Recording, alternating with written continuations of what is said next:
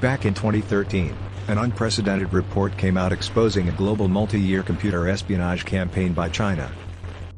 This report put to light what was already suspected by most: that for years China has been leveraging hackers to spy on the rest of the world. This is Lead History. Join us as we explore the dark corners of the internet. Today we will talk about PLA Unit 61398, the Chinese military unit that has been alleged to be a source of Chinese computer hacking attacks around the world.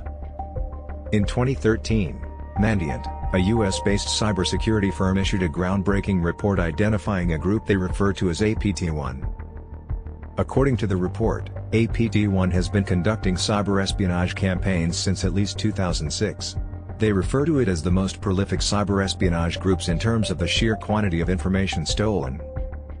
APT1 is believed to be the second bureau of the People's Liberation Army General Staff Department's third department, which is most commonly known as Unit 61398. This unit is believed to be based in the Pudong New area of Shanghai. Unit 61398 appears to have an extensive infrastructure of computer systems around the world. They control thousands of systems that they use in their computer hacking activities. Due to this size of their infrastructure, it has been theorized that this group has potentially hundreds of human operators conducting or supporting the hacking operations. The group appears to be well organized, well-funded and disciplined, with specific targeting objectives and a code of ethics.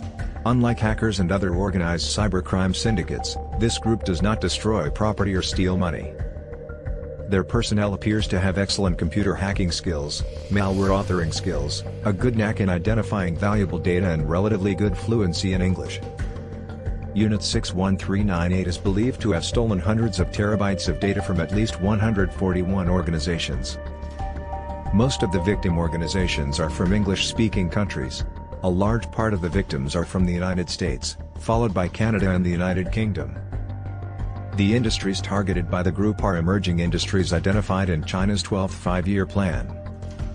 One interesting thing with Unit 61398 is that they try to be as silent as possible and try to persist within the victim's network for as long as they can. Once the group has compromised a network, they repeatedly monitor communications and steal data for months or even years. China has denied these allegations. In fact, the Chinese Foreign Ministry said such allegations were unprofessional.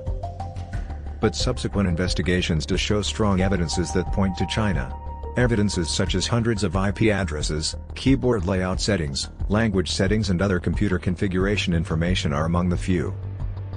In 2014, the U.S. Department of Justice announced that a federal grand jury had returned an indictment of 5 Unit 61398 officers on charges of theft of confidential business information and intellectual property from U.S. commercial firms and of planting malware on their computers.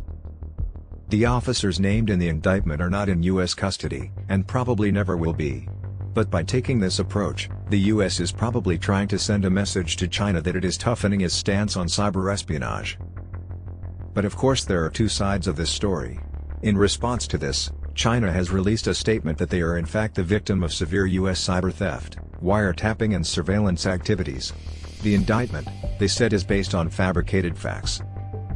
Though I have focused more on the alleged actions of China, there is probably some truth to what China is saying as well. The US and many other countries have similar capabilities and are most likely doing the same thing. We will explore this in future episodes. Additionally, we cannot discount the possible but highly unlikely scenario that there could be an independent cyber organization operating within China outside of PLA supervision. I do think one advantage that China over Western countries is the overarching reach and influence of the Communist Party of China. The absolute power of the party provides a better environment for civilian and military cyber organizations to coordinate offensive campaigns.